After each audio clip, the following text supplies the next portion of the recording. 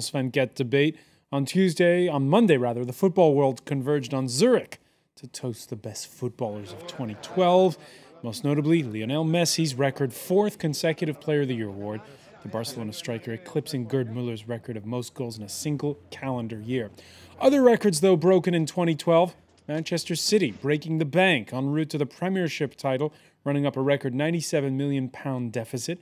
Man City now owned by an Abu Dhabi emir, while Qatar funded the record transfer of Paris Saint-Germain's Zlatan Ibrahimovic, the Swedish striker's annual salary worth more than some French First Division clubs. On this show, we often talk of economic imbalances in Europe, but how about football? Does a sport that's never been so popular find itself now caught in a financial bubble? What image do its stars project? Today, in the France 24 debate, we're asking, could silly money kill football? And with us to talk about it from London, attorney Daniel G., whose blog on football and the law is at danielg.com. Thank you for being with us. We want to thank as well France 24 sports editor extraordinaire Daniel Levy, as well as Farid Derbal, player coach of the old boys side of Paris suburb FC Issy les Moulineaux. Thank you for being with us. You're welcome. You're half Dutch, half Tunisian. You live in France. Okay. Well, welcome to the show. AP sports writer Jérôme Pugmeier also joins us. Thank you for being with us. The France 24 debate, where you can always join the conversation on Facebook and on Twitter, our hashtag F24debate. It was all eyes on Zurich, Switzerland Monday evening. There was Messi, there was Real Madrid's Cristiano Ronaldo, Andre Iniesta, and even, well, some unlikelier stars. It's wonderful. Have you seen Planet Football? Have you seen all the kids? Look at what it makes possible. Can you remind us, Dan Levy, what was Gérard Depardieu doing in Zurich? He was mostly swanning around with Sepp Blatter, the FIFA president, I believe, is what he seemed to be mostly doing, and talking about how wonderful it was and that it can make everything possible. Was it something to do with an upcoming World Cup, that he was doing promotion or something? Not that I'm aware of, but he's of course, perhaps taking advantage of the hospitality of Sepp Blatter, who's a very welcoming guy when he wants to be, I'm sure. All right, now what the kids Depardieu were looking at was probably both the athletic prowess and also, let's just say it, their salaries. A Dagestan oligarch has Cameroon striker Samuel Eto'o topping the list of earners. There you see it on $20 million a year. When you add sponsorship deals, though, Lionel Messi, of course, goes to the top of the list with David Beckham, even though he's just left the LA Galaxy, not too far behind. 33 million euros in a year. Let me ask you, Daniel G., is that a little bit or is that a lot of money when you consider how much wealth these stars generate?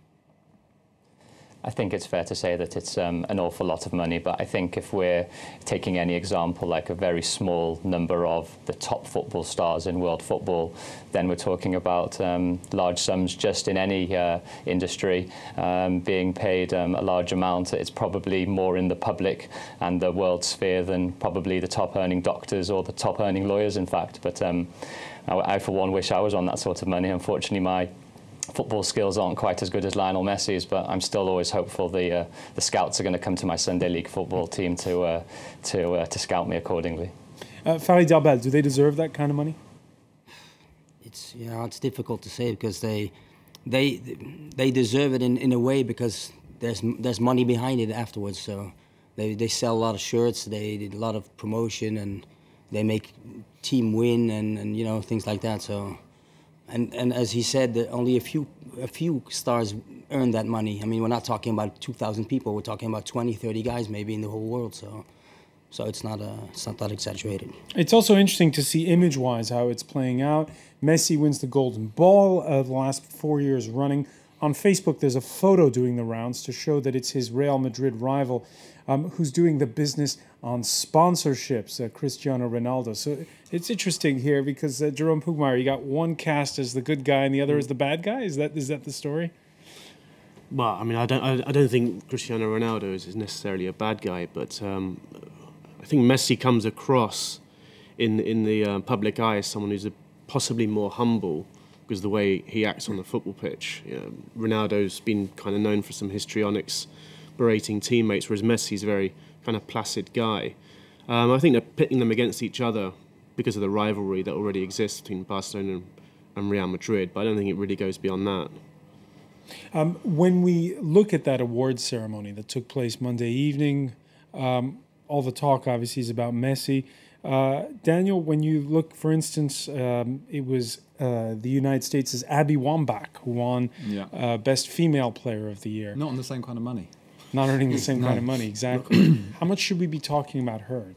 Oh, well, she's in herself an amazing entity, and there are female players who have extraordinary numbers of caps for the United States, particularly going into the 300s, the kind of things you never see in the male game. And obviously they're top athletes as well. But the point is that the world is fixated on the men's game and the money they're in, and the money just seems to keep going up and up and up. I thought it was interesting what Farid was saying about how there are only a few of the players earning the really, really top bucks. You could also argue that some of those players perhaps not deserve, because that's quite a loaded word in terms of the money, but perhaps can justify those kind of salaries. And what happens is you get this trickle-down effect where loads of other players who perhaps are nowhere near as good seem to benefit from that, partly because of the work of their agents, and that brings the whole level of salaries up. And I think that's one of the problems in football, is that the balance has gone. You can justify paying perhaps a top wage to a few players, but once it goes to everybody, once it drags up by 20-30% all the other wages, you start to get this tip where clubs are going into debt because they can't afford their wage bills, and fans are paying increasing prices for their tickets.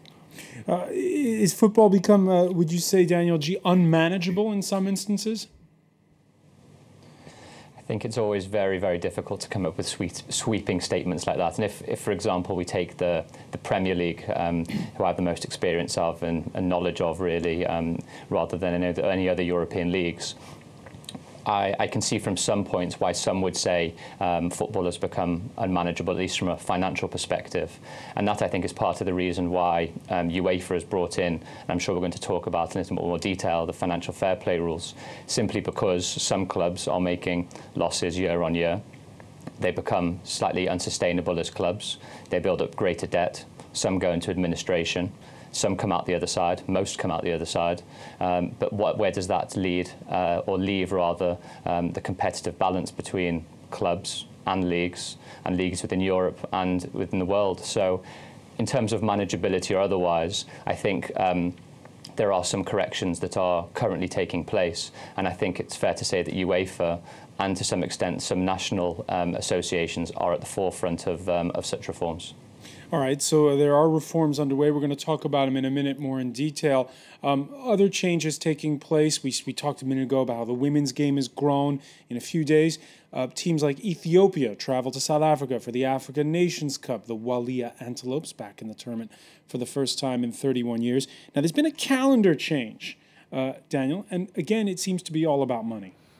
Yeah, the calendar change was that the Africa Cup of Nations is played every 2 years, and it was usually played on an even year, so it was played in 2012 and it would have been played in 2014, and this had gone on for quite a long time, and it was actually becoming a bit of a problem for those players who were playing in both the Africa Cup of Nations and then later in the summer the World Cup, because it was often falling on years when that happened.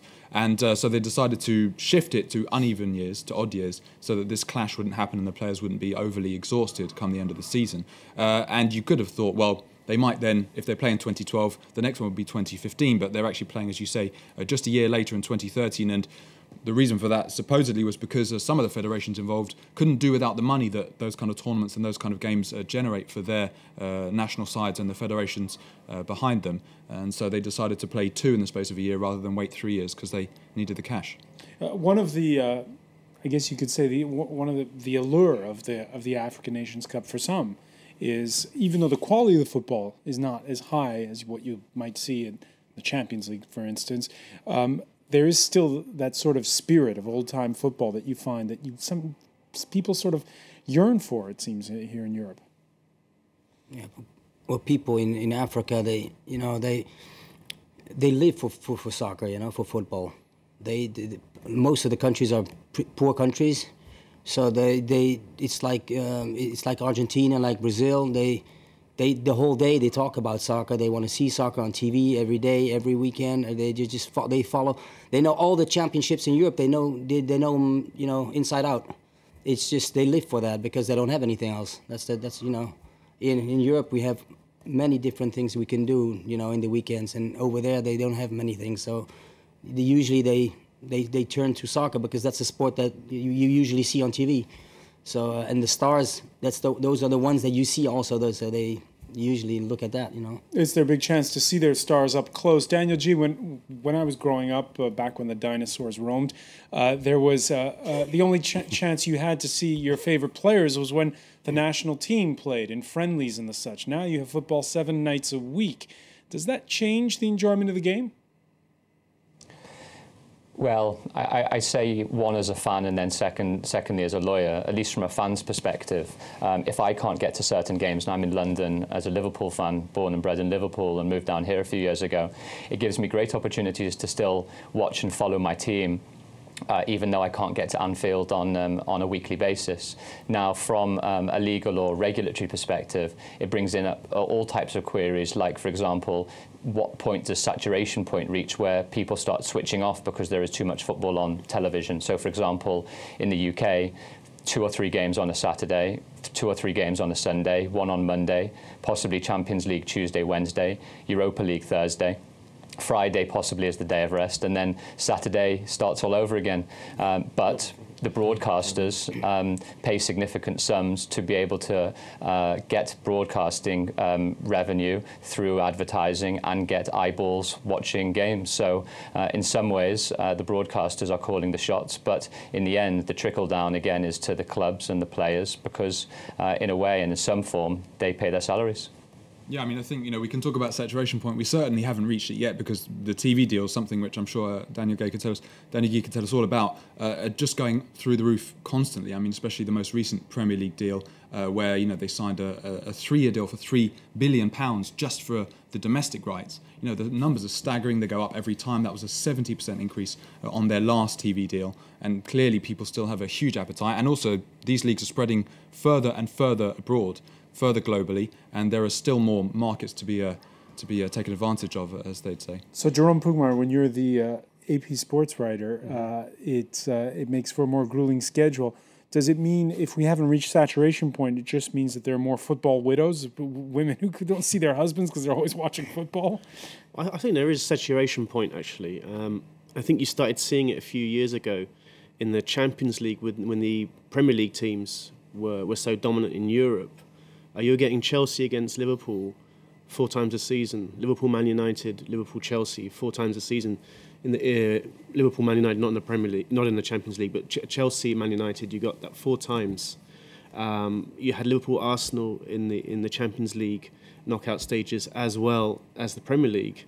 It can't be just as exciting every single time. I think it has reached saturation point. Now, France was always sort of the lesser of the big leagues here in France.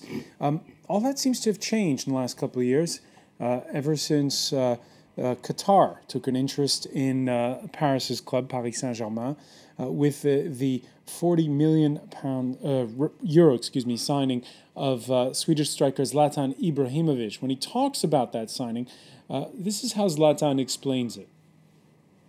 The best players is not choosing always the best club with the best history.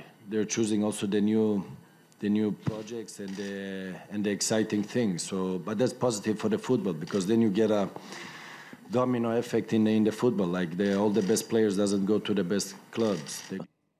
Daniel Levy, does that explanation hold up? I put those quotes on Twitter actually when they initially came out, and he says, you know, that people are moving to clubs for exciting things, and the number of responses I got of people saying exciting things like money, which was, you know, a pretty obvious comment to make, was quite staggering. Obviously, that's what people think when they hear that, and they become a bit bored of hearing millionaires talk about, you know, euphemistic things like exciting projects. Perhaps it's a bit facile to just reduce every decision a footballer makes to money, but I think that is what we do when we think of the kind of sums that they earn.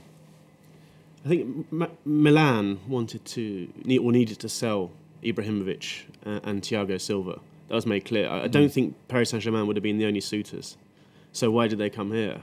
You know, I'm sure there were other clubs in Europe that were after them with bigger projects, as Ibrahimovic says. So what was the deciding factor? I mean, when you look at the scale that you showed at the beginning of the wages, the deciding factor is the wages. It's nothing else. Farid Darbal, the youth at your club, FCEC, when Zlatan was signed, how did they react? Oh, they were happy. They were happy because... Did they go out and buy his No, well, not all of them go and buy the shirts, but it's true that in France there are not many stars in France, so I think it's good for soccer in France, but I don't know if it's going to bring anything because you know it's just one club. Paris Saint-Germain is just one club out of 20.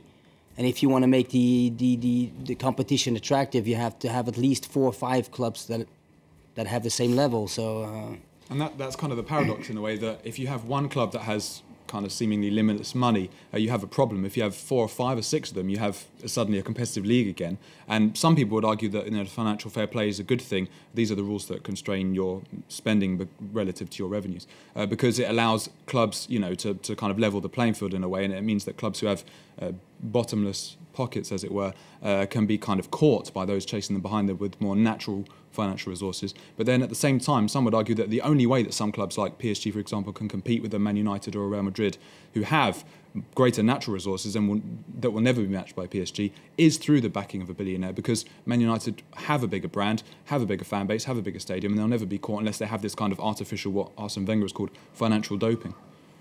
Financial doping, we'll talk about it more in a minute. But, just this comment from Twitter, Zwiletu in Cape Town, South Africa. Footballers have a short career, 10 years at most, so the money is justified.